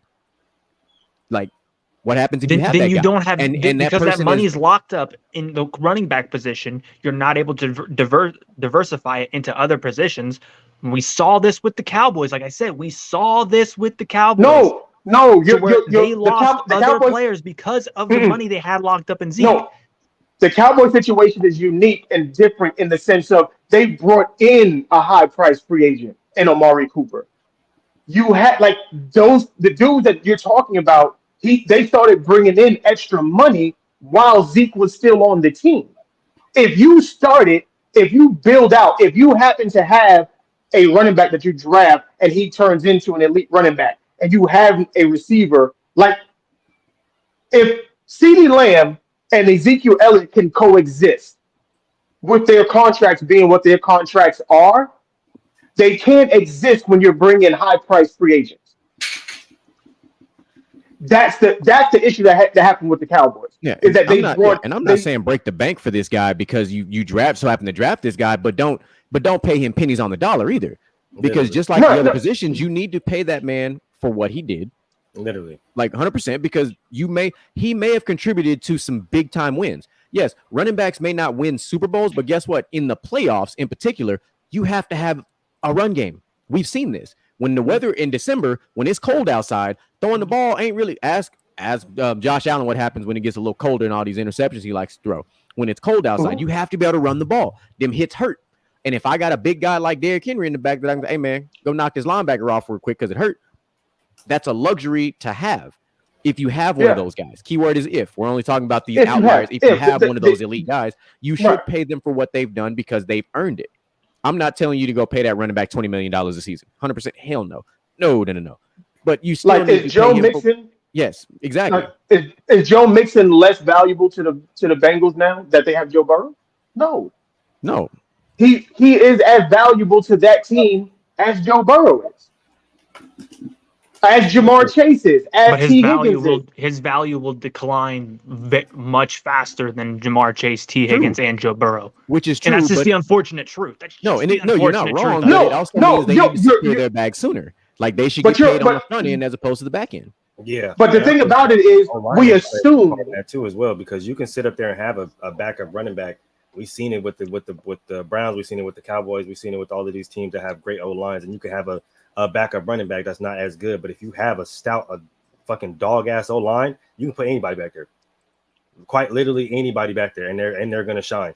But there are some things that superstar running backs can do, even with the stout, even with a good ass hog ass O line. There are some things that a superstar running back can do that these backup guys just can't do. That's why they're backups. Yeah, like we were talking about Joe Mixon. Remember, Joe Mixon was producing with a trash offensive line. The Bengals' offensive line was boo. It was horrible. And Joe Mixon was producing big time. He was a huge part as Jamar Chase was kind of getting his feet wet, and then Joe Burrow was trying to figure out what was going on with this trio that he had at the time. Like we've seen it, just like you said, if you got a stout offensive line, we saw it with the Cowboys when DeMarco Murray, dude went off 1,000-yard runner.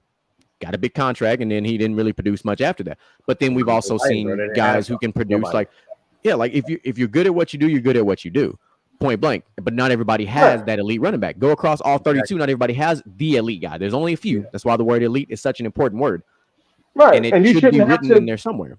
Mm-hmm. And you shouldn't like we don't base Patrick Mahomes' contract off of Carson Wentz. No, that's crazy. But that's what they do with running back. Like you're dictating Derrick Henry's contract on somebody who's not Derrick Henry. Like it shouldn't be that way. It should be they can't do what Derrick Henry can do. Right, and that's the problem. It's that we don't do that. Like we pay competence gets compensated. That's the way it should work. I'll give 100%. You an example. Right, last year, when Derrick Henry went down for, I think it was 1 or 2 games, they had his backup in. I don't even remember the dude's name, right? One game, Dude went crazy, right? Went off for like 40-something fantasy fucking points. Everybody's like, oh my God, I went to go pick him up. Literally the next game, bro, was ass. There's no look at one of the last times CMC was in when CMC was in Carolina. In Carolina, if I'm paying a superstar guy, if I'm paying that guy, I'm not only paying for what he's doing, I'm not paying for what he's producing. I'm paying for the consistency. If I know my guy's gonna go out there and get me a consistent 100 to maybe 120 yards on 15 to 20 carries, oh yeah, bet. Yeah, that's the thing, though. The years wear out so fast that you can't rely on consistency when the life expectancy of a running back is 6 years. And so that's it's like Mel said, the whole thing with consistency, what he did though, right? Because you got me in this position. Now I'm paying for what you did. I have to pay for that. That's not how business works, though. That's not how the business works. That's how all businesses work, though. That's the thing. That's not for this position, man. That's just the unfortunate truth. You're paying, if you go to a job, with Todd Gurley's contract, they literally listen for what they did, and then they fell off. Why? Because they got what they wanted out of them. They paid for it, and now they're not getting it to a high level because they used all of their early lifespan up. If they're going to do a mail set and pay them up front, all right, bet. Now you don't have to worry about that money in the back end. But if you're gonna wait to pay them on the back end, you gotta pay them that chicken, dog. You gotta pay them. Even when you gotta look back at it and be like, oh yeah, we owe you that. Right, and it's like even if you go to a job, your resume is what you did. It's not what you're doing now. That's what they pay you off. They pay you off what you did. People are paid off of potential for what they will produce. It is partially off of what they've already accomplished, but it's also what the potential they have to earn. Okay, then taking what you just 100% it is. Sports talk. So basically, what you're saying right now, what the NFL should do, every running back coming out of college should get a 5-year deal, and they should be the highest paid position right out the gate. Because that's what you're telling me. Based off the numbers, the running backs are at their best their first 4 to 5 years. That's when you're going to get the most out of them. So every running back's contract should be front loaded right off the rip. Bijan Robinson should make $25 million right now. No, because that's not fair to the rest of the team, the rest of the players, the rest of positions. Also, no. So why is it okay to shortchange him on the back end, but not okay to do it now? So I'll give you this based off of other positions. You run a business, right? Mm-hmm. Guy comes in brand new. You offer him $60,000 salary for his first year. He doesn't have a resume, right? Comes in, earns you $120,000, right? Right. Yeah. What are you gonna do? Now, let's say you go and you have to re-up his contract, right? But but let's say you have the knowledge that he is not going to make that same dollar amount. He's going to lower, right? How do I know that? The chances of it lowering are substantially higher, right? That's the truth with running backs, because we've seen it in the history with running backs, is that they're after a certain age, they're not likely to produce nearly as much. We've seen this, right? So you are paying off of what they've produced. Yes, you're paying them based off of the resume. Yes, that's true. But you also have to pay them off of potential earnings also. And what I'm saying is these guys, their potential for future years is nowhere near as high. So like you're saying, front load and pay the front load and stuff like that out of the gate. I don't know how you could work that in. I don't think you can. And what I'm saying is we're at a spot right now with this is that it's just a standstill. It's a stalemate. Right, because the thing is, you're telling me that I can pay every position except running back based off of what they did or what they might do. Because their life expectancy is a lot shorter. Yes, if you had quarterback, which is expected to play. How long? Can we agree on 15 years? The average is typically 10 to 15 years. Okay. And then a running back is what? 5 to 7. 5 to 7. 5 to 7. Mm-hmm. We'll go high end, 5 to 7. Okay. Right? Okay. So after 6 years, are you going to want to pay a 4-year contract knowing the life expectancy that we can all agree on is right around 6 years? No, you're going to pay that but the thing about it, at 6 years because he still has another 9 years left. Because what you're doing is not how Melvin operates. Because what Melvin would do is, you're saying the running back. I'm saying what is him? What's his name? That guy. What has he done for me, and what do I think he can do moving forward? I'm that's not what I'm saying. basing it Moving off of. forward, you don't have the value moving forward. No. Why not? Because if that guy, for me, if he played on my team and I've watched him for 4 years do what he's been doing, and he's been giving me 1,200, 14, 13, 1,100 yards. Oh, no, keep that. We're going to keep rolling them goddamn dice. I'm not going to go into the unknown not knowing if I'm going to get that same production. Like, what would have happened if Cleveland would have let Nick Chubb go after 4 years? Nick Chubb is quietly always. No, we're still talking about those elite guys. He got compensated, but I'm saying, but what happens after 4 years if they just let him go? And he's quietly just putting his numbers up, quietly puts his numbers up, doesn't say anything, just puts his numbers up. Derrick Henry, in the fourth quarter, we know, fourth quarter Derrick Henry, he's going to put his numbers up one way or another. Like, how do we take care of those individuals? The average running back, we're not talking about them. We're only going to focus on the elite guys because of the conversation at hand started with Josh Jacobs and Saquon Barkley. These are two guys who not only run the ball, they also catch the ball. These are guys who will give you 200 plus touches a season. And they're going to give you probably 1,800 or 1,400 and 700. Like, they're going to give you the equivalent numbers that you're going to get from one elite wide receiver. How many running backs ran for 1,000 yards last year? Quite a few, actually. Yeah, quite a few. 15. Usually that ran for 1,000 yards? Yeah, usually about week 7 or 8, there's usually 10 that are close or about to do it. I'll be willing to bet there was probably, from last year, I'm going to say at least 12. I'm going to say at least 12 had probably 1,000 yards last year. At least 12.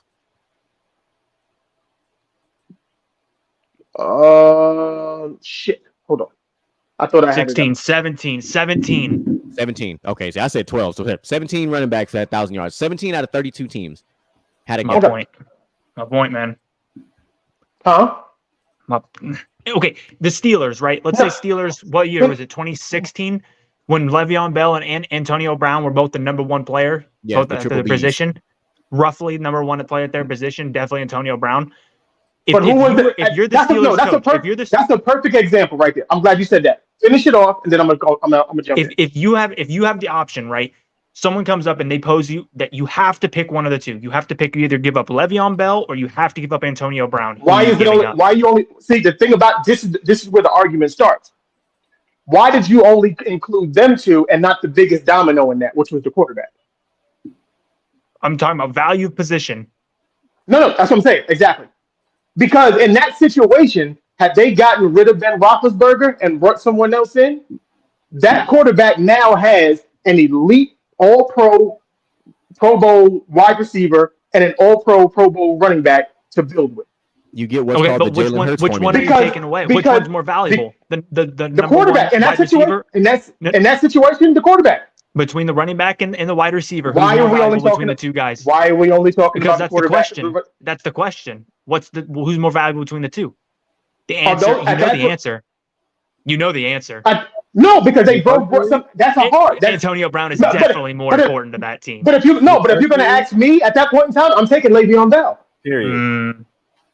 Me personally, I'm taking my running back. I'm taking Lev Bell. That's it's the Steelers. I disagree. Thing. The Steelers thing is because the Steelers have a history of drafting really good receivers. Like, that's their history. It really doesn't matter. They really do. Like, running backs, that's it really doesn't like matter. Receivers, they consistently draft damn good receivers. It doesn't matter the team, bro. Like, as far as a football mind and as far as what I want to do and what I want to establish at the end of the day, I'm going to take my running back over a receiver, dog. I will take an elite running back. I will take an elite running back over an elite wide receiver. That's no. If you want to win Super Bowls, like my team does, you take the receiver.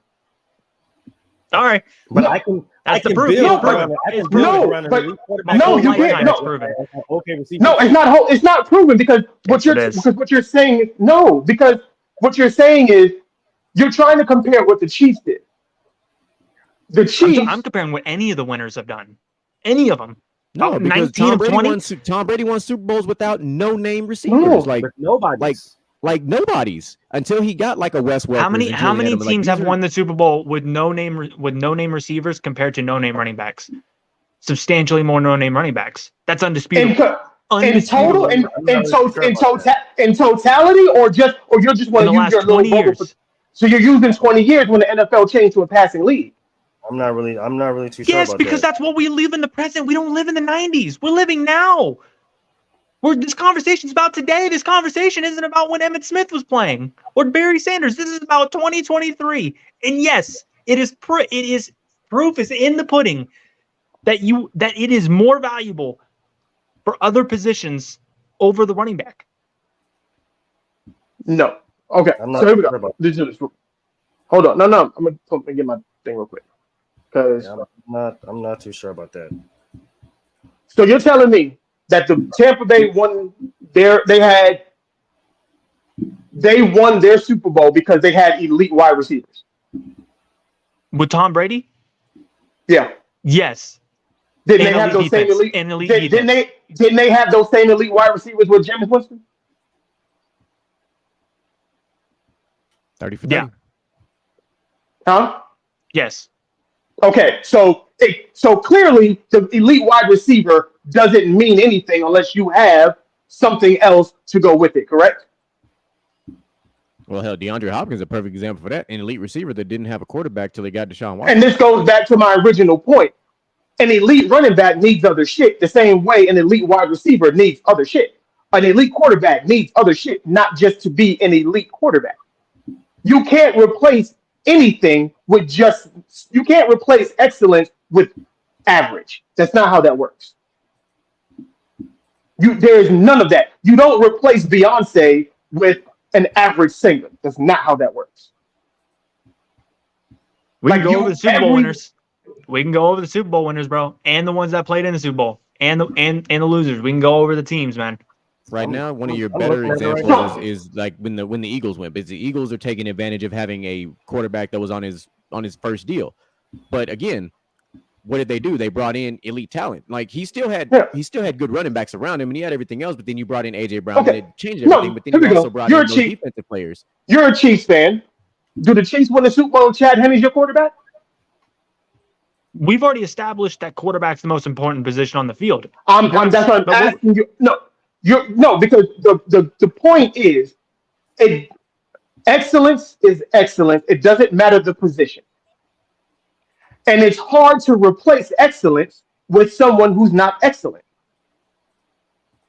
But it's easier with the running back position, is what I'm saying. You're not going to replace a 10 out of 10 person with another 10 out of 10 person easily, right? Yeah, I think the only example of that was literally the Packers. You don't have to have that 10 out of 10 guy at that position. You need quarterbacks, wide receivers, defense, offensive line.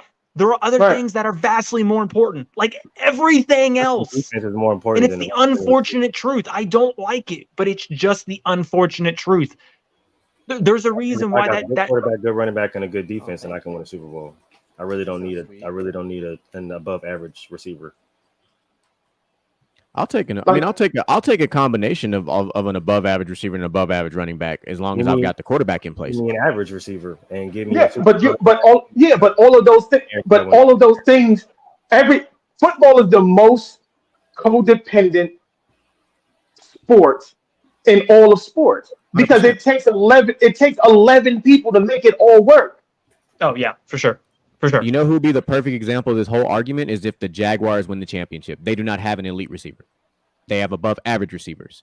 I don't know Calvin Ridley. I think Calvin Ridley. No, Calvin Ridley's he's been out of the league for a little bit. But look at their running back too. Travis Etienne is also emerging as becoming a guy. And then you've got, of course, Trevor Lawrence in the mix as well. But that's an example of a team that's winning with all the complementary pieces in the right places, but they're playing with low space. But they're playing with medium to low space. And if you got that in mass, that's totally different. That's different than like when D-Hop was on the Texans, when he's like the big joker, and you got a bunch of hearts and diamonds in your hand. Like you're not gonna, you might win a book or two.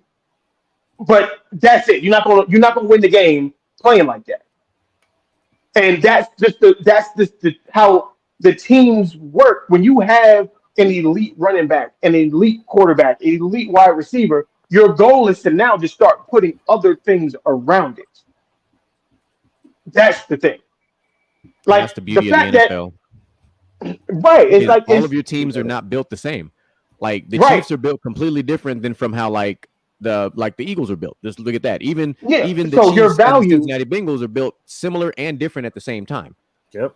and Like that's they why I invested say money the on the value. offensive side, and the Chiefs had a very rookie-based defense. Like a lot of their secondary was guys they just drafted, so they were built different. Then you had the Philadelphia Bulldogs, as we like to call them, that were full of upper echelon, and then not to mention they won the free agency last year. They pulled in they stole cats at free agency last year, but look what it equated to, because they knew they drafted Devontae Smith, and then they stole AJ Brown from the Titans, which resulted in their GM being fired. So every team is built different, so it's all about what you buy stake in, just like you already said, Mel. And like your value for each position is different based on the team that you're on. Like the running back position for the Cleveland Browns, their value at the running back is way higher than what it is in Cleveland because of what you have at the running back position. The same way it's going to be higher in Tennessee because of who you got there. Same in Vegas. So the value where you should start putting all of your, like in Vegas with the Raiders, the quarterback is probably the least important position right now. Absolutely. Because you've got until they only win 4 games, and that shows that's not true. Why would you? If they only win 4 games, that's because the quarterback sucks. Exactly. You have an elite running back, an elite wide receiver. The defense is on its way trying to figure shit out. We're gonna just call it suspect at best. Right. Horrible. But you won't call it suspect. I've watched that defense for fucking 10 20 years. So the defense is horrible. Yeah, so that's how that works. It's not just, the quarterback is the most important position. It depends on the team. Every team, the quarterback isn't the main guy. He shouldn't be the most. Devontae Adams is the most important guy on the Raiders, period. And the second most important dude is Josh Jacobs. That is not the same. Josh traded him away. And that's not the same. That's not the same order in Kansas City. The number 1 guy in Kansas City, Patrick Mahomes. Number 2, win a Super Bowl. Travis Kelce. You have an elite quarterback. You're answering questions. You're just listening to. You're talking to respond. You're not listening to comprehend right now. You're just talking. Every team has a totally different pecking order and how that organization runs. Every team. So the value on each position is going to be completely different. That's why when they say, the running back position is devalued, well, it's probably devalued in Kansas City. Maybe they don't need it as much, but that's not the case for the Las Vegas Raiders. That's not the case for the Cleveland Browns. That's not the case for the Super Bowl winning teams do not value running backs as much. You're right. That's what I'm trying to say. No, see, and then you're still talking to just talk shit. No, but that's the truth. It's the truth. I don't know about that. No. Didn't Isaiah Pacheco run the shit out the ball in the Super Bowl? Did he or did he not? They both did. Look at both sides. They both did. Look at both sides, bro. Listen, the argument will be made if, like, yes, Pacheco did the damn thing, but if Mahomes don't have that one big run on 3rd down, which means they would have had a 4th down and had to punt the ball, and the Eagles would have won that Super Bowl, that would have changed the whole dynamic of the game. If Jalen Hurts doesn't fumble the fucking ball, then which is still like a mystery all by itself, because he was just running it wasn't a forced fumble. It was a oops, I dropped the ball fumble. It was he just dropped it. Yeah, it was a strange fumble because it's like me, because I know the kid personally. Like, the kid has big ass hands, so it's weird that the ball just did its fucking thing out of his hand. It was just fucking weird. The whole play was bizarre. He got the text message. It was like, let it go. Here you go with this script shit again. But no, this was great. Look, the fire is hot. Like, I like it. This is fantastic. So look, ladies and gentlemen, just to throw some caveats around here, nobody on this panel hates each other. This is how truly this is really and truly how sports talk should go. Let's just say this is everybody got their points across. There was a lot of valid points made here, and you can compare this panel to most panels you see on any other show, and I can tell you that there were phenomenal points made by all 4 of us on this panel today. And we don't have the same access that these quote unquote analysts and experts do. We just have access to the same reading material you guys do. We just did our homework. Literally. Yeah, I told y'all we were gonna fuck the whole doc up. We had like a billion things. You know what we were Look, supposed to get to. I didn't even get to my Megatron shit with sports talk Nope. yet. it's all right. We We just gon- built. we gon' We just built the dock. Grab We got the to grab we the just built- brooms. It's gonna be a clean sweep on that one. listen. We're coming up on almost 2 hours for this show. Mm-hmm. Maybe y'all go IG live and do y'all debate that way. I just want to give everybody a little perspective, right? We're coming up on 2 hours of the show, and we got to about the second part of the second point of our doc. We didn't even get we didn't get to none of it. We didn't get to what should have almost been the key of this whole thing, which was the Literally. Northwestern whole situation. Which The that's a whole Northwestern other stuff. We didn't get to- 30 yeah, we didn't get to 30-minute that. We conversation. talked about that, didn't we? We talked about that last week. Well, there's more that's happened since then. The players have been lawyering Yeah. up. Like there's more layers to this story now since A we lot of last layers were on that we last gotta week. uncover. It's all goofy. Hey, we got a doc built for next week. Oh yeah, I mean Yeah, Basically, next week we doc's got it. Basically, we still got we'll throw some other stuff in as the week goes on, but yeah. And it's going to be interesting to run over the Titans' schedule now that they have D-Hop, so we can go ahead and see what their schedule, what their record is. I think we already went over the South schedule, didn't we? I don't think we hit that yet. No, what we did was the East and the West. We go North and South after that. We got North and South left. We'll resume that. We'll resume that next week too. So since we already got that hot, we'll start with the South. That's how we'll play this game. Yeah. We'll go with the South next because we have to now. So Did we finish up the West? We finished the West? Yes, we finished the West. We'll go what Titans. Okay. We finished it the show you were out. So we'll go. Yeah, we finished it with us. So let's go Titans and who do we want to go from the NFC South? Falcons. Falcons? Okay. Yep. Titans and Falcons. Done. That's our schedule for next week. For sure. That's how we do things. Because we are pressed for time, we're going to go ahead and call it a show. I'm going to go ahead and get the final thoughts from the fellas. Fellas, go ahead. Take us away. Final thoughts. Sports talk. You got to lead us off with that one. Yeah. Hey, me and Mel were really agreeing on a lot of things, just looking at it from different perspectives a lot throughout this. It was really good to debate with you guys. Unfortunately, we didn't get to the best part, which was Megatron being a top 5 receiver, and he's saying that he's not even top 10 because that's absolutely insanity. You might as well say that Tom Brady isn't top 5 either. Tom Brady the GOAT. We got reason to call him. It's so insane, but we got it was a good conversation. Hopefully I can come back and be a part of it again. Appreciate you guys letting me up here, and that's all I got. Well, I'll jump in real quick. No. There's a reason why Tom Brady's the GOAT. We all know Tom Brady's the GOAT. We ain't got to debate that. Now the debate does come with Calvin Johnson, why people would actually consider him a top 10 wide receiver or a top 15 or 20 wide receiver for that matter. But we'll get into that. We'll probably open up next week's show with that. So you definitely coming back next week. We'll start the fireworks very early for that one. No, it was a good show, man. I'm glad to be back. Nice to have some new blood. Sports talkers in the building. So I like it. I was off for 2 weeks. I was on vacay. Got a little tan. Time to burn it up some more. But we back. And we are 3 weeks away from football. I just want everybody to get ready. We are 3 weeks away. So I'm pumped. So whenever y'all start them fireworks next week, I'm just gonna turn my video off because I'm just gonna sit back in my chair and watch all that pan out like it is. We're gonna single screen both of them. Oh yeah, we're just gonna let them do their thing. I'm gonna hit them a child in the background. But like I said, make sure you guys follow, subscribe what we got going on. If you have not been keeping up with Gentleman's Talk, you are slipping. All right. The round of 32 has gotten insane. We got through half of the bracket last week. And if you ain't seen the recap yet, check us out on the From the Sidelines TikTok. It's there because, boy, next week it gets crazy again because we got a whole other bracket. We already pissed people off with SpongeBob being knocked out already. Like, it's getting kind of crazy around there. So make sure y'all tune in to Gentleman's Talk next week. Every Wednesday, it's like we talk about, 7:30 Central Standard Time. We're going to be live. Moolah's going to be back in the building with us. Of course, DJ Michael B going to be there, and my boy Outlaw Prom, a.k.a. my blood brother, will all be on there. We're going to have some tiebreakers. So, Troy, like I told you last week, make sure that wheel is nice and handy because we might have to actually spin that thing next week. Hey, absolutely. Well, you guys know what it is. It's been a really great show, Sports Talk. Appreciate you for sliding through. Hope to have you back next Friday for that big major showdown that we're looking at. Make sure you guys tune in on Monday for the basketball show. We got some really great things coming up for you guys. And then followed up by, as my boy GQ said, the round of 32 second round on Gentleman's Talk. You know what I'm saying? We always got Zamar coming at you with the PVT, and then we coming at you again on a Friday. Look how fast the week go.